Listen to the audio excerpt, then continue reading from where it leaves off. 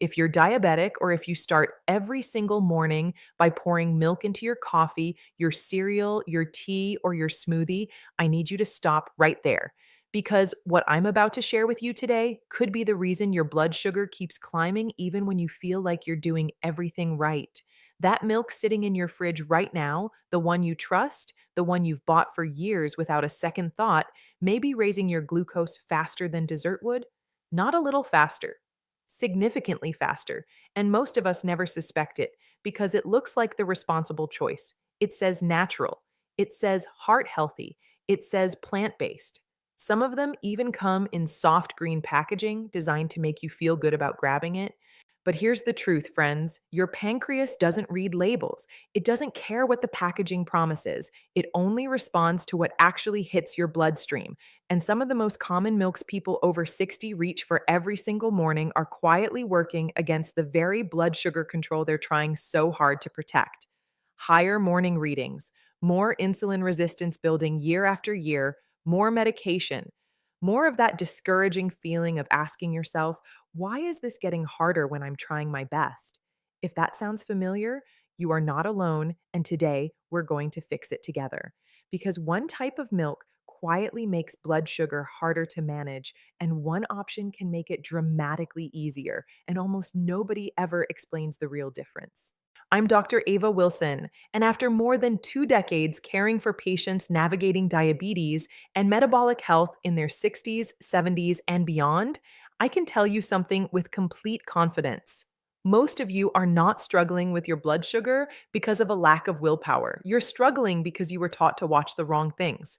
We're told diabetes management is about avoiding obvious sugar, cake, soda, candy. That's the message most of us grew up hearing. But very often, the real damage comes from something we genuinely believed was healthy, especially milk. Because the real issue isn't just sweetness, it's speed, how quickly something turns into glucose inside your body. And some milks that feel completely harmless can spike your blood sugar harder and faster than the treats you've been carefully avoiding. Let me ask you something. Think back a few years. Did your mornings feel steadier then? More stable energy, less fog, less of that heavy crash an hour or two after breakfast? Now maybe you wake up already tired. Your numbers feel unpredictable no matter what you do. And breakfast, the meal that's supposed to fuel your day, often leaves you feeling worse instead of better. That is not simply what aging feels like. It's not something you have to accept. And very often, it starts with something poured into a cup each morning without a second thought. Here's the good news: this is not inevitable, and it doesn't always mean you need a stronger medication or a more complicated plan. Sometimes the problem is one repeated daily habit that looks completely harmless, but quietly pushes glucose higher every morning.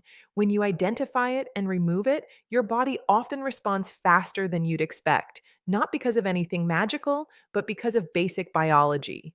And milk is one of the biggest hidden culprits I see over and over in patients who are doing everything else right. How this actually works. Let me explain it simply. Think of your bloodstream as a highway, glucose as the traffic, and insulin as the traffic controller, trying to keep everything moving. Now imagine someone opens a floodgate and pours thousands of extra cars onto that highway all at once. The controller gets overwhelmed, traffic backs up, the system starts to break down. That's exactly what a high glycemic milk does inside your body.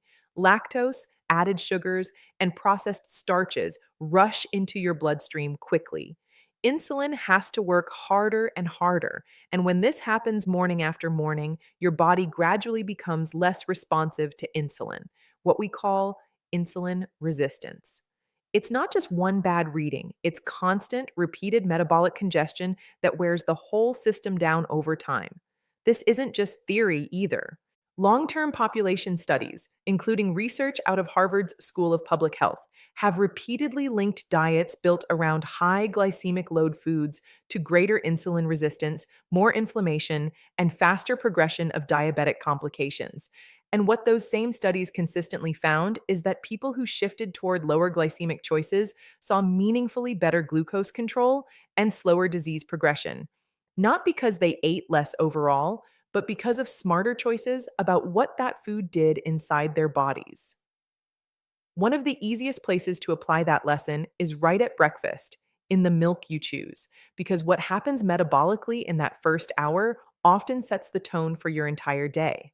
So, today, I want to walk you through the milk choices every one of my patients over 60 needs to understand, from the ones quietly working against you to the one option most people completely overlook. And I promise you, the best choice surprises almost everyone. Before we continue, drop a comment and tell me what milk you currently use most: cow's milk, oat milk, almond milk, soy milk, something else.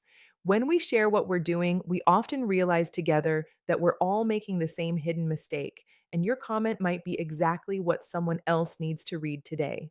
The options working against you: whole cow's milk. I know what you're thinking. Milk is natural. People have been drinking it for generations. How bad could it really be? That's exactly the misconception I want to address. Whole cow's milk does offer protein, fat, and calcium, but it also contains lactose, a milk sugar, and carries a glycemic load many of us never think to account for. Because it feels wholesome and familiar, we rarely question it. We say no to dessert, but pour glass after glass of milk into coffee, cereal, and dinner without realizing it's contributing to the very fluctuations we're trying to avoid. For a body whose insulin function is already under strain, that daily lactose load adds up in ways that are easy to miss. Oat milk. This one has been marketed heavily as the healthy, heart friendly choice. And for someone without blood sugar concerns, it does have upsides. But for those of us managing diabetes, oat milk is one of the more problematic options on the shelf. Oats are a high carbohydrate grain, and once they're processed into a liquid, those starches break down and absorb very quickly.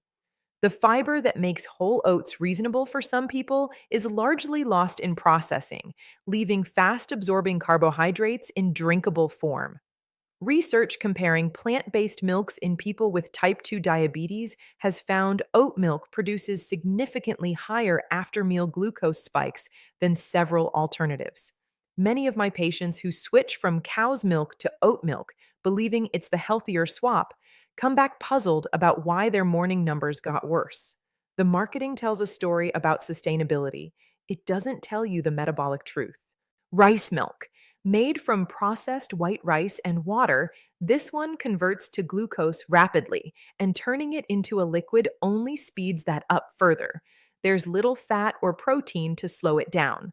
Some measurements put its glycemic impact above even whole cow's milk.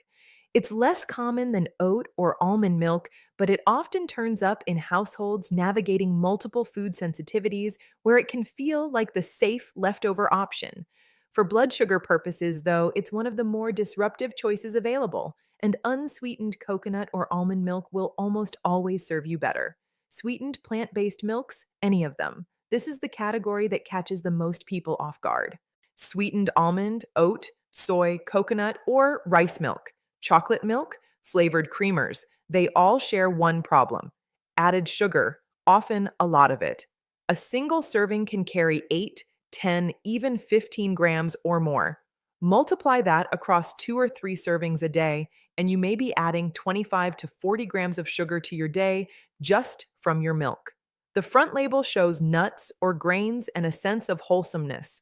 The added sugar sits quietly in the fine print on the back, where most of us never think to look during a routine grocery run. The fix is simple. The word sweetened changes everything.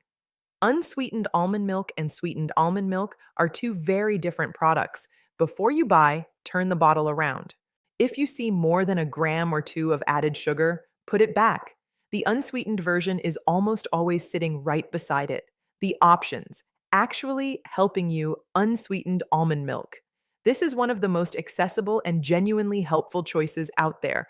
A typical cup contains only 1 to 2 grams of carbohydrates, compared to 8 or more in whole cow's milk and 10 to 14 in many oat milks.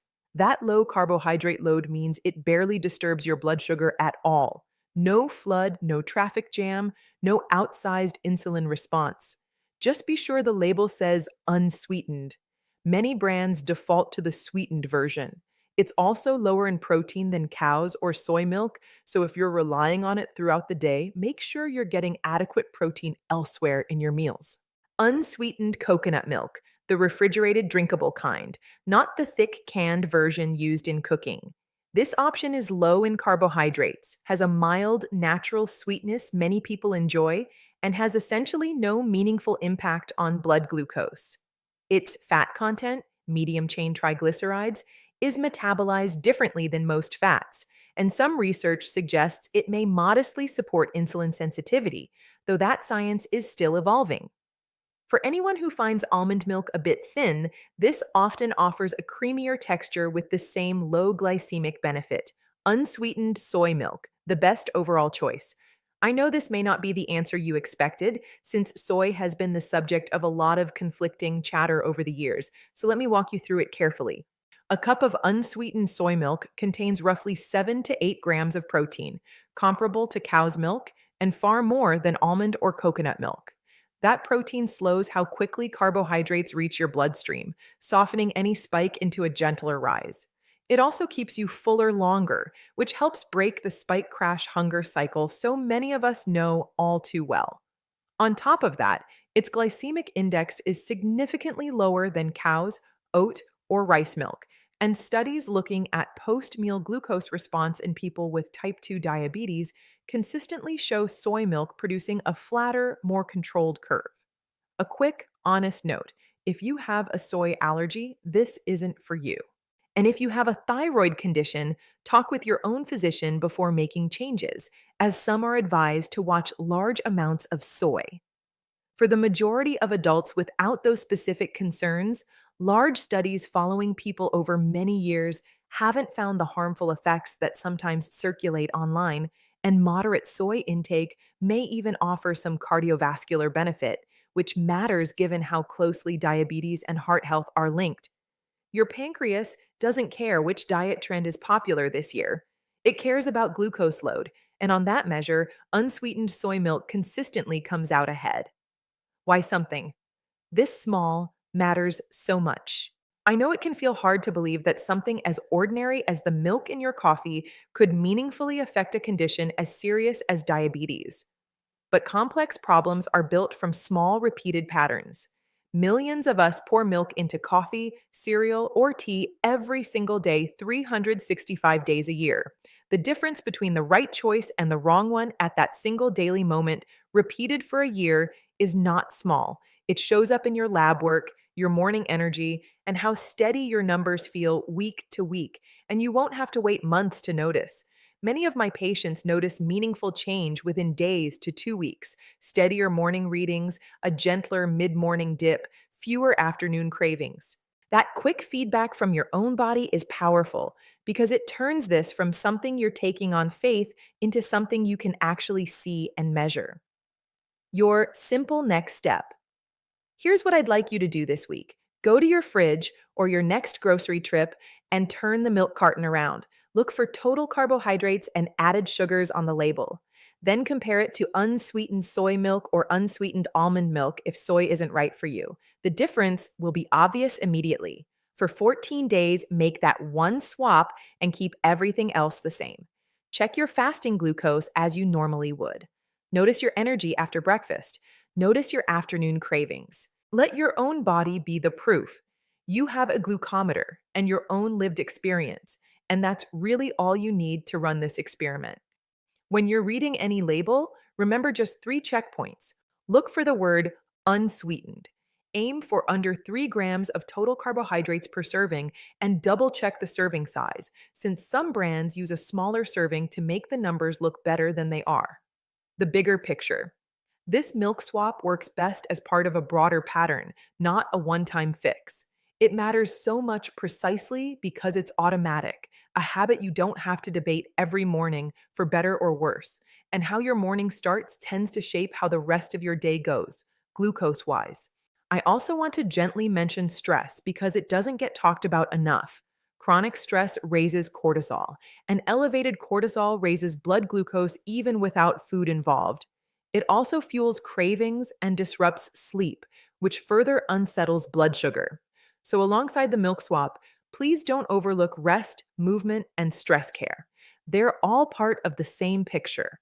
And I want you to remember what steady blood sugar control is really protecting: your eyesight, your kidneys, your nerve function, your heart, and just as importantly, your energy, your clarity, and your ability to feel like yourself, not like someone managing a disease every hour of the day.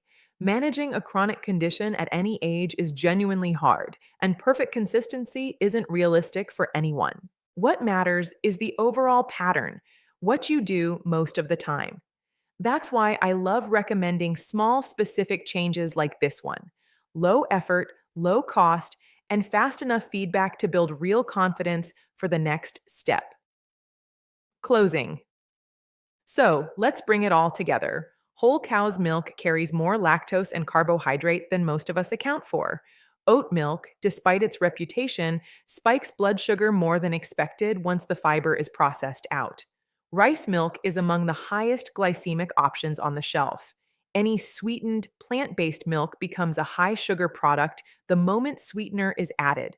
Always check the label. Unsweetened almond milk and unsweetened coconut milk are both excellent, very low carbohydrate choices. And unsweetened soy milk, for most people without allergies or thyroid concerns, is the best overall option when you weigh glycemic impact, protein, satiety, and the research together. Your challenge this week is simple. Check your milk, read the label, and if it's not unsweetened or the numbers surprise you, make one swap. Give it 14 days and let your own numbers tell you the story. And before we close, I want you to hear this clearly. Your body is not broken, and this is not a reflection of your effort or your character. Most of us were simply never taught how these small daily patterns work. Nobody explained the glycemic highway. Nobody explained why plant based and natural on a label can still work against you. Now you know, and when you know better, you really can do better, not by trying harder, but by trying smarter. If today's video helped, drop a comment and tell me which milk you've been using and whether you'll make the swap. Someone else reading it may need exactly that nudge. And if this kind of clear, practical guidance is what you're looking for, consider subscribing. That's exactly what this channel is here for. I'll see you in the next one.